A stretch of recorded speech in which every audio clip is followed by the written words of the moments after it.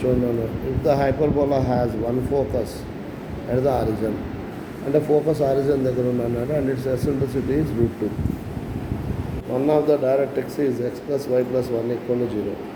Then the equation of its asymptotes is dash. అంటే asymptotes equation ఎంత అని అడిగారు. ఎసెంట్రిసిటీ ఇచ్చాడు అండ్ ఫోకస్ కూడా ఇవ్వడం జరిగింది. సరే చూద్దాం 10th వరకు.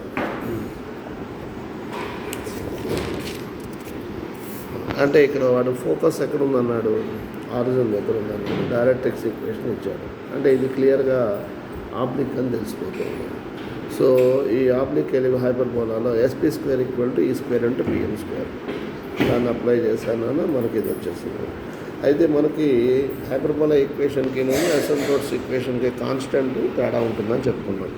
అంటే మొత్తం అదే రాసి కాన్స్టెంట్ పెట్టేసాము.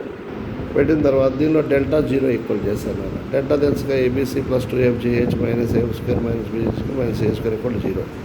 సో దీనిలో ఆ వాల్యూ సబ్స్టిట్యూట్ చేస్తే K వాల్యూ 2 వచ్చింది.